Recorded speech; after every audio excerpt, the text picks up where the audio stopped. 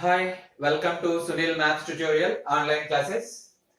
In this class, we discuss about alternating series and one very important test for Leibniz test for convergence of alternating series. First, we see the definition of alternating series. A series whose terms are alternatively positive and negative is called an alternating series. A series whose terms are alternatively positive and negative is known as alternating series, that is u1 minus u2 plus u3 minus u4 plus and so on plus minus 1 power n minus 1 un plus and so on, and it is denoted by summation n is equals to 1 to infinity minus 1 power n minus 1 un. The series whose terms are alternatively positive and negative, that's all. Examples are 1 minus 1 by 2 plus 1 by 3 minus 1 by 4 and so on, which is equals to summation n is equals to 1 to infinity minus 1 power n minus 1 by n. The second example, summation n is equals to 1 to infinity minus 1 power n minus 1 n by 2n minus 1. So, to test the convergence or divergence of alternating series, we use Leibniz test. One of the very important test in infinite series. The statement of this test is if un is a sequence of positive terms. Observe that un is a sequence of positive terms. What it means? The term un is greater than 0 for all n belongs to capital N. If un is a sequence of positive terms such that un greater than or equals to u1 greater than or equals to u2 greater than or equals to u3 and so on greater than or equals to un greater than or equals to un plus 1 and so on. It means the sequence is decreasing. Un greater than or equals to un plus 1 means the sequence is decreasing. Yes, very clearly it is a decreasing sequence. And observe that limit n tends to infinity un is equals to 0. Limit n tends to infinity un is equals to 0. Then the alternating series summation n is equals to 1 to infinity minus 1 power n minus 1 into un is convergent. I repeat the statement. Observe that if un is a sequence of positive terms such that u1 greater than or equals to u2 greater than or equals to and so on greater than or equals to un greater than or equals to un plus 1 and so on. It means the sequence un is decreasing. And limit n tends to infinity un is equals to 0. Limit n tends to infinity un is equals to 0. Then the alternating series summation n is equals to 1 to infinity minus 1 power n minus 1 into un is convergent. This theorem is very important one. We prove this statement now.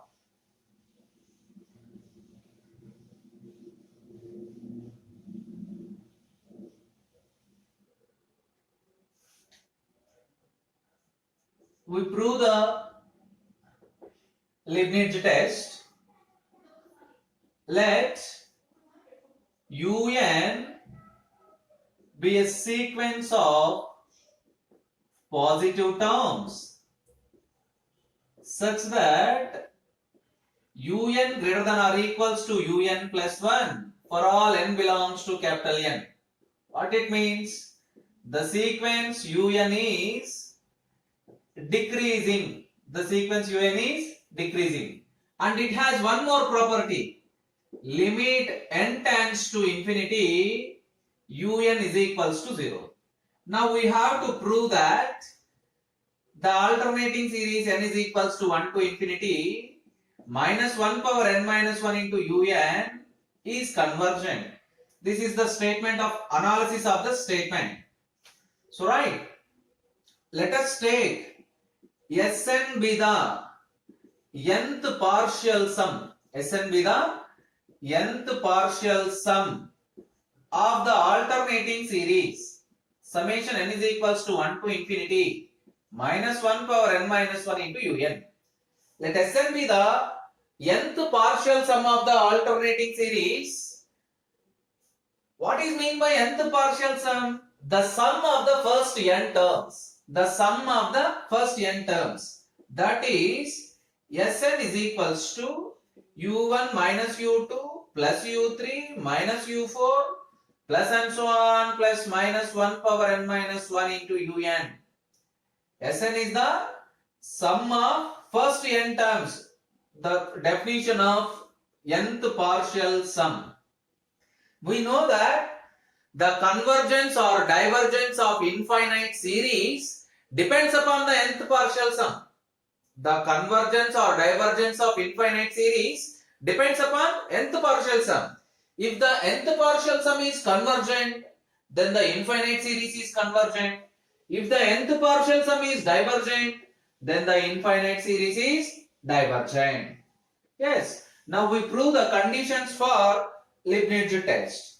So write S2n first. S2n. It means sum of the first 2n terms. u1 minus u2 plus and so on plus u2n minus 1. u2n minus 1 minus u2n minus 1 minus u2n. Next write S2n plus 2. S2n plus 2. u1 minus u2 plus and so on plus u2n minus 1 minus u2n plus u2n plus 1 minus u2n plus 2. S2n plus 2 minus S2n. Up to u2n term they get cancelled. You get u2n plus 1 minus u2n plus 2. You observe that the sequence un is decreasing. What it means? This term is positive. Therefore, S2n plus 2 minus S2n is greater than 0. Which implies S2n plus 2 is greater than S2n. Which implies the sequence Sn is increasing. The sequence Sn is increasing.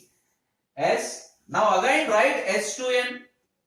S2n is equals to u1 minus u2 plus u3 minus u4 plus and so on plus u2n minus 1 minus u2n. From the second term onwards by making minus common. From the second term onwards by making minus common. u2 minus u3 plus u4 and so on. You observe that u2, this is a sequence of decreasing. This pair is positive. Again the next pair is also positive. It means u1 minus a positive term. Minus a positive term. We know that if 100 can be written as 101 minus 1, then 100 is less than 101 if you remove the minus 1. So in a similar manner, by applying that process to numbers, you can write like this. If you remove this term, S2n is less than u1. S2n is less than u1, which implies the sequence S2n is bounded above. Is bounded above.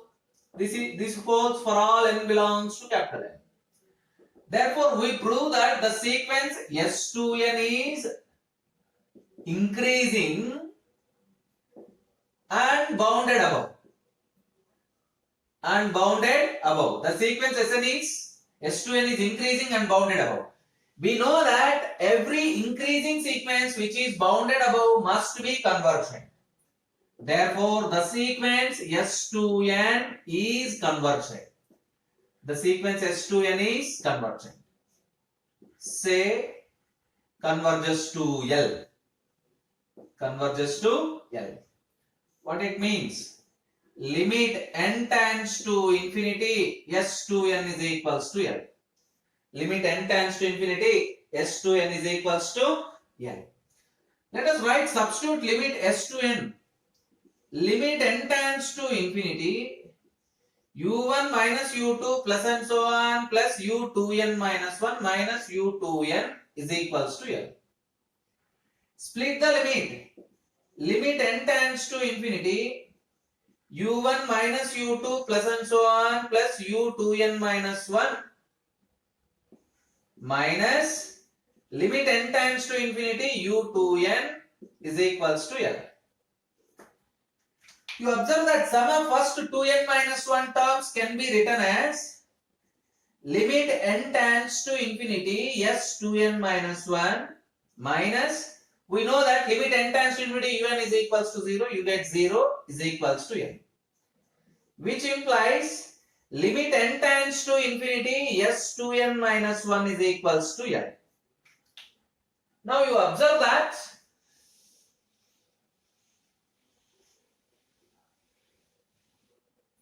limit n tends to infinity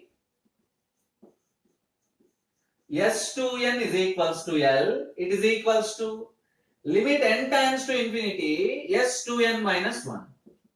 Therefore, s2n and s2n minus 1 are subsequences of